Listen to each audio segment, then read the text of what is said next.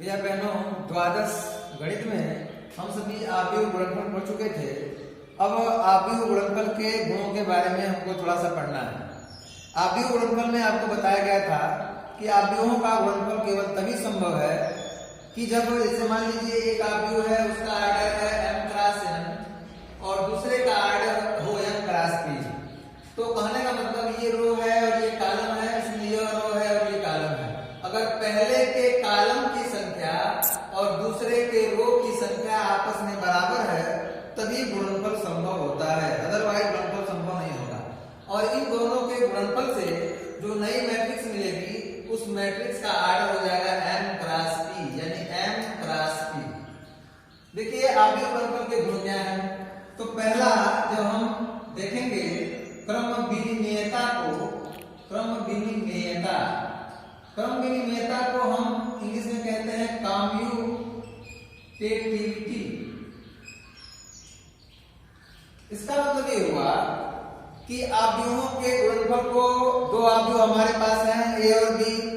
अगर a और b दोनों आव्यूहों पे गुणनफल को आपस में कर रहे हैं तो a का गुणा b में करें और b का गुणा a में करें और दोनों कंडीशन में वैल्यू अगर बराबर आती है तो कहेंगे कि वह क्रम विनिमय नियम का पालन करता है। लेकिन ऐसा देखा गया है कि आव्यूहों का गुणनफल क्रम विनिमय नियम का पालन नहीं करता है। जैसे अगर आपके पास कोई आव्यूह है a बराबर aij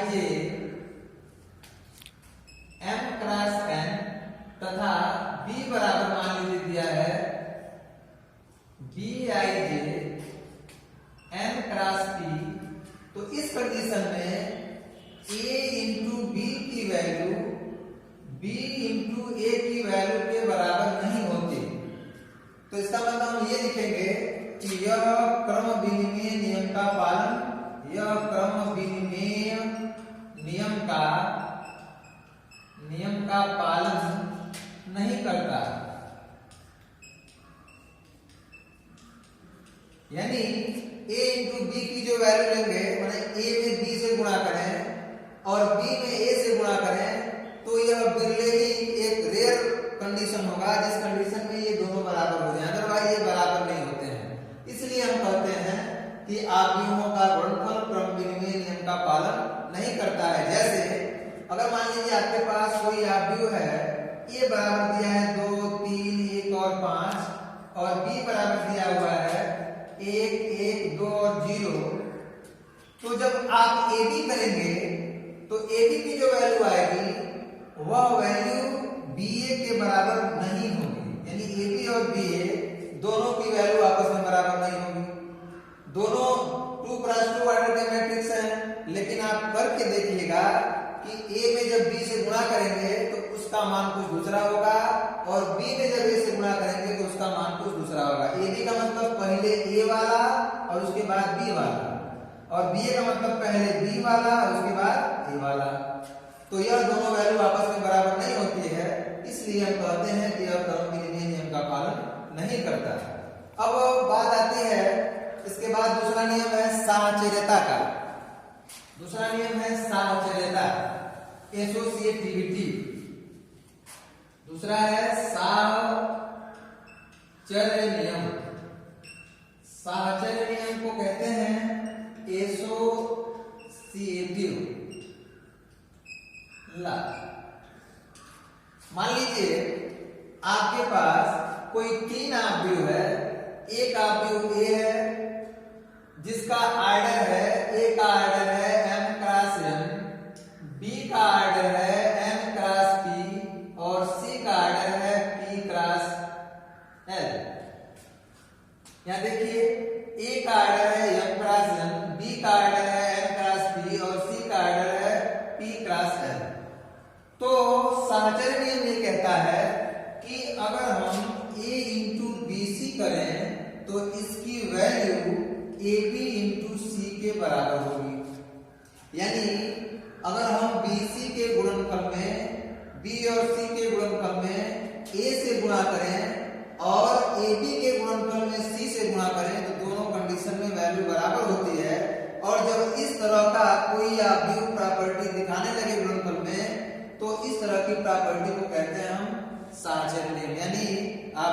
गुणनफल साहचर्य नियम का पालन करता है। साहचर्यता का मतलब ये होता है कि जैसे मान लीजिए यह 3 आव्यूह हैं, तो A इंटू BC है, इसका मतलब पहले B का C से गुणा कर लेंगे, जो गुणनफल आएगा उस गुणनफल को A से गुणा कराएंगे। इसका मतलब हुआ पहले A का B से गुणा कर लेंगे, जो गुणनफल आएगा उस गुणनफल को C से गुणा कराएंगे।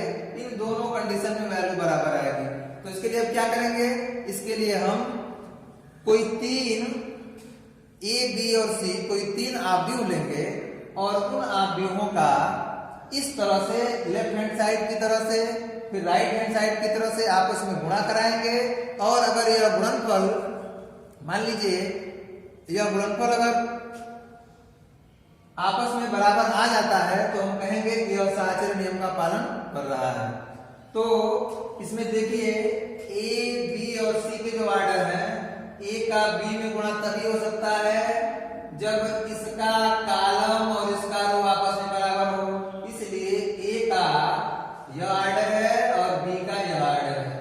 B और C का गुणा आपस में तभी हो सकता है जब B का A यानी B का कॉलम और C का रो आपस में बराबर हो। तो इस बात को देखना होगा कि हम 3 आव्यूह ऐसे लेंगे कि तीनों आव्यूहों का ऑर्डर इस प्रकार का हो कि आव्यूह A का ऑर्डर आव्यूह A में स्तंभों की संख्या आव्यूह B में पंक्तियों की संख्या के बराबर हो और आव्यूह B में स्तंभों की संख्या आव्यूह C में पंक्तियों की संख्या के बराबर हो, तब जाके हम साहचर्य नियम को प्रूव कर सकते हैं।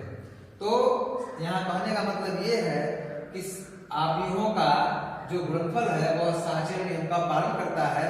ऐसा एक्सपेरिमेंटेड है, ऐसा हम उदाहरण के द्वारा हम सभी उदाहरण के द्वारा इसको प्रूव भी करते हैं और प्रूव किया जा चुका है। आप भी ऐसे ही 3 कोई मैट्रिक्स लेंगे और तीनों ऑर्डर का जो इस तरह के ऑर्डर होंगे m cross n, n cross p, p cross n। जैसे मान लीजिए हम ले लिए 3 क्रॉस 2 का, तो इसको लेना पड़ेगा हमको 2 क्रॉस 2 का, और ये अगर 2 क्रॉस 2 का है तो इसको हम 2 क्रॉस 3 का ले सकते हैं।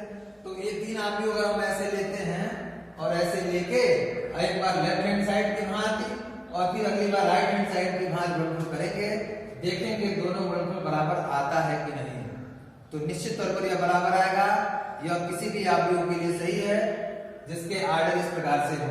आप इतना काम करेंगे। आज के लिए गृह कार्य में आपको यही होगा कि साहचर्य नियम और क्रम विनिमय नियम का पालन नहीं करता है, इसके लिए कोई 2 आव्यूह आप लेके गुणा कराएंगे, आपका गुणनफल भी ठीक हो जाएगा।